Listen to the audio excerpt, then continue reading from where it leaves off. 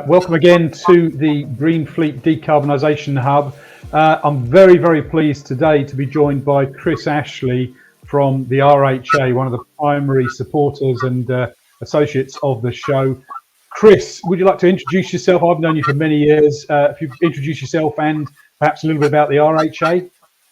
Yes, thank you, Andy. Yes, my name is Chris Ashley from the Road Haulage Association, and I lead for the RHA on its net zero remit.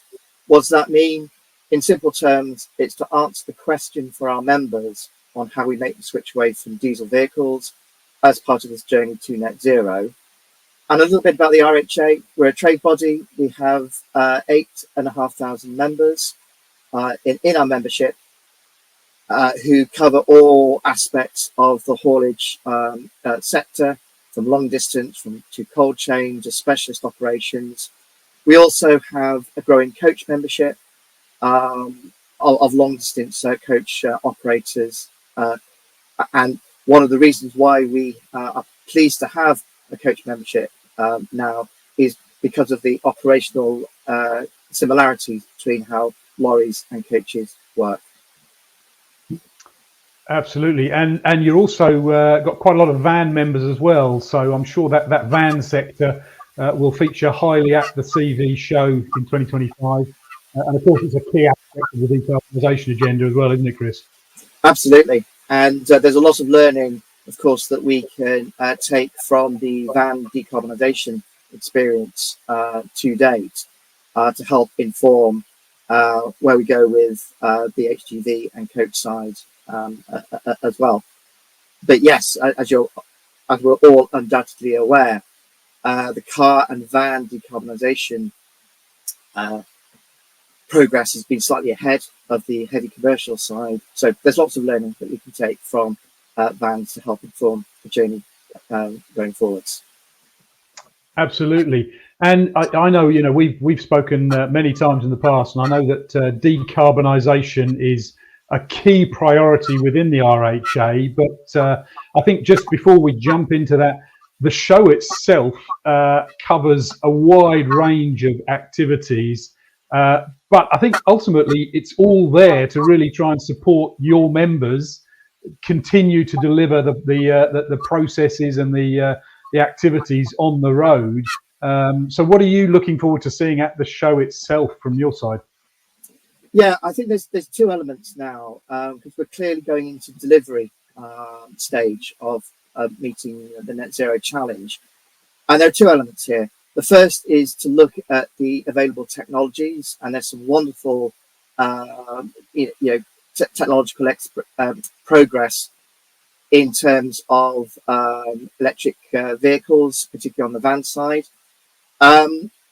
But also it's the support, the wraparound package that now goes with that, in terms of what can various suppliers in the supply chain offer, particularly to the operator, to help them through this journey, help them understand what they need to do in order to start getting more of the zero emission vehicles into their fleets. And so I'm really excited about the commercial vehicle show, what it has to offer in that regard, given that we're at a key point, I think, in the transition. And, from now on, what we are looking to achieve is for this to snowball going forwards. I think that's absolutely right, and I think you touched on a really important point. That firstly, we're right at the start of a really interesting transition, but it is a journey, and it's the long journey out to net zero in 2050 that we know is the ultimate target. And we see a lot around electrification. There's an awful lot of focus on that, and you and I have obviously spoken about the ZHID program, but there's a lot of other options on the table, and perhaps more practical in the near term. Absolutely, and we're very clear at the RHA that all options must be on the table to help fleets decarbonise. So we're looking at things like low carbon fuels and also the potential of hydrogen.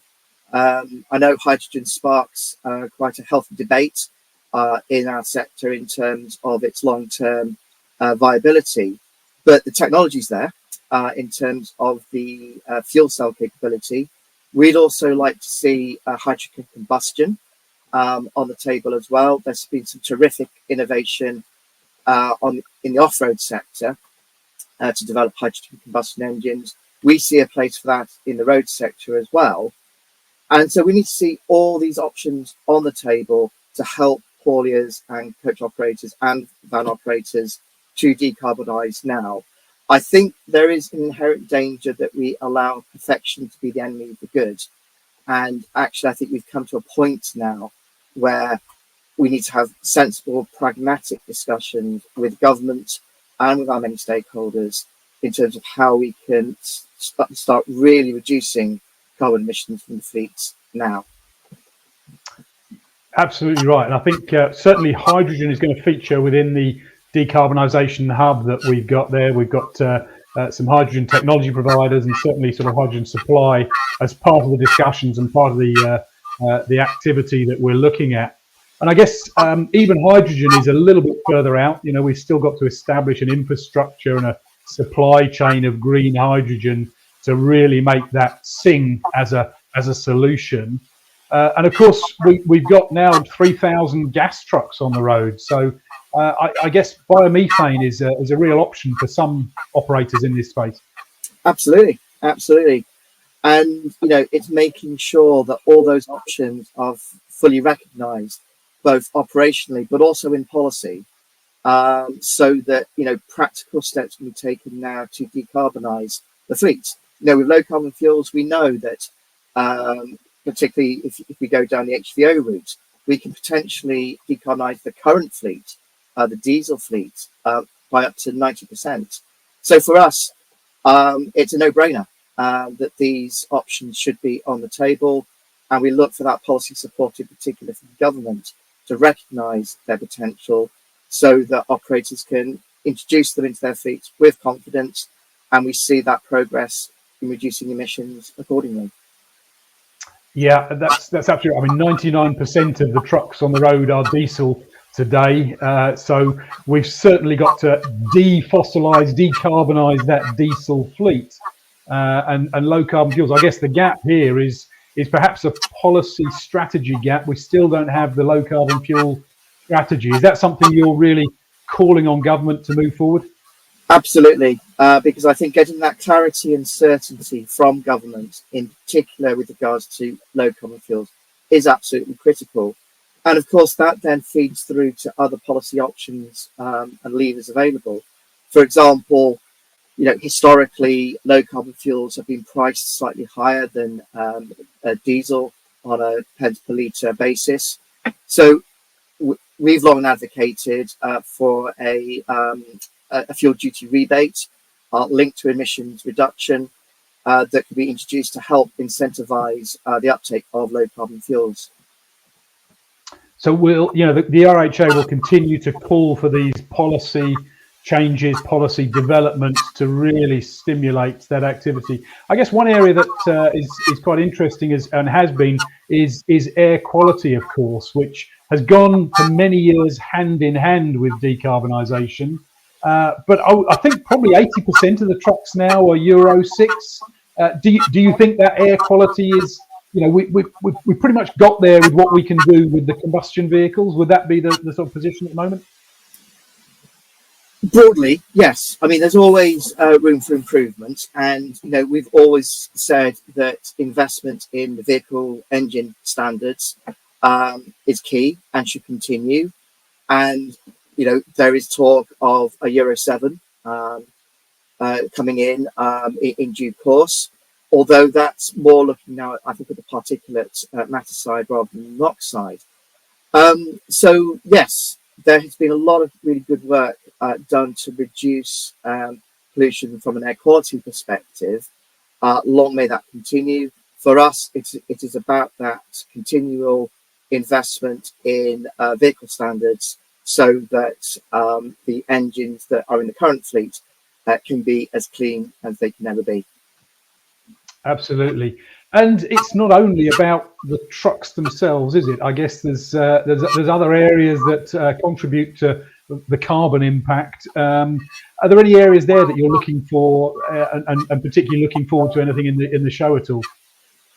Yeah. So I mean, there's a couple of sort of elements to this. I mean, first and foremost, there's the trailers side of things in terms of refrigerated trailers. They've got a particular set of, I think, unique challenges to overcome. How can we ensure that they can be decarbonised viably? Again, I think we're looking at low carbon fuels there as that sort of key interim solution until such time as viable zero emission options come along. But then away from the truck, of course, there's the broader picture of just decarbonising your depot and your office. And so there's lots of really easy wins that businesses can take to do that. For example, installing LED lighting throughout their premises, ensuring the premises is fully insulated. So lots of good practical steps there. We're aware, of course, of lots of good practice happening now where hauliers in particular have been installing solar panels on their depot roofs or installing wind turbines where they can. All that helps. But then, of course, there's the final element of this, which is the more theoretical, I suppose, which is about Scope 3 emissions, reducing emissions in your supply chain. And so there are steps there that hauliers can take to ask what their suppliers are doing to reduce their emissions. And that combined effect of Scope 3 emissions, steps to decarbonise the depot, and of course steps to decarbonise the vehicle, that all has a cumulative effect and leads us in the right direction to reduce emissions overall. I think you're absolutely right. And one of the things you've highlighted there, Chris, is how complex this is, how big a task this is. Do you find that that puts off some of your members? Because I think sometimes it can be quite daunting to know how do we take the next step on that decarbonisation journey that we're all on. Yeah. So the analogy that springs to mind is, how do you eat an elephant, basically, and it's in bite-sized chunks, because otherwise this can become overwhelming, particularly for small businesses who, and let it not be forgotten that the vast majority of the haulage sector is SME. In fact, according to the latest research, 95% of the sector are micro businesses employing less than 10 people. Now, clearly, they do not have the back office capability or time to necessarily invest in the forward thinking that needs to go on. That's where the likes of the RHA comes in to help support them. But of course, other support mechanisms as well. And there's plenty of support out there. The Freight Portal, for example, is a good example, or the SME Business Hub that the government runs. Lots of good practical advice, easy to access advice is out there. It's now about getting that information out there and supporting our small hauliers in particular along this journey. And that's exactly what the GreenFleet Decarbonisation Hub is all about, is really identifying all of those support mechanisms, having experts there on the stand throughout the show to help these operators look at where they're at and look at what their next step is, and then perhaps the step after that, so that they can really start this journey. I know we'll be talking, and you'll be at the show, I'm sure, Chris. But I guess it's just critical that operators, whether they're vans, coaches, trucks, are able to access those expertise and that forum, and that's really what the Decarbonisation Hub is all about. So, is there anything you're particularly looking forward to putting out there within the GreenFleet Decarbonisation Hub? So, I'm looking forward to promoting what support there is out there to help fleet operators with their planning. If I may say so, the RHA has also been running a net zero survey to ask precisely these sorts of questions, so that we get a full picture of what our members and indeed what our sector's needs are. And, we're anticipating that our survey will give a very clear picture of the kind of support now that the sector is looking for. And it could range from all sorts of things, from that really practical information exchange support that we've just been talking about. For example, what GreenFleet has got to offer, what the freight porter's got to offer. But it could be through also to other more pressing and difficult issues, such as additional financial support that the sector might need to help it along this journey. I think you make a great point, and that I think it's a really important aspect to maybe wrap up on, is that we are all here, whether it's the Decarbonisation Hub, the CV show itself, the RHA, the SMMT. We're all here to try and help those guys on the ground delivering the goods to my house, to the stores I use, delivering the people via the coaches and the vans and the tradesmen. So it is all about listening to those guys who really know what they're doing and trying to help them make that next step. It is. It's about listening, but also making it real. There's been a lot of preparation over the last 5 or 6 years to get to this point. Lots of really good background work that necessarily has had to be done in terms of scoping the task ahead, all the planning that needs to go in, you know, and the infrastructure investment, having a clear understanding what the infrastructure investment looks like. This is now about making it real. We know that the vehicles are on the market. For us, it's about getting those vehicles into the hands of real-world operators so that they can then try them out, test them, use them in their operations, so that they can see how they can make these vehicles work from there. And it's from these, you know, relatively small steps at this stage that we continue on this journey. I am confident that the support is out there. It's now about marrying the support that is out there with operator needs, so that we go into this with our eyes wide open, and we can support each other on this journey going forwards. Brilliant. Thank you very much indeed, Chris, for your time today. I look forward to supporting that at the GreenFleet Decarbonisation Hub at the CV show at the end of next month, at the end of April. I'm sure we will have some time to chat further, but please do come along and really engage with the community that we're putting together to help you take those next steps. Chris, thank you very much indeed. Look forward to speaking to you at the end of April. Thanks very much.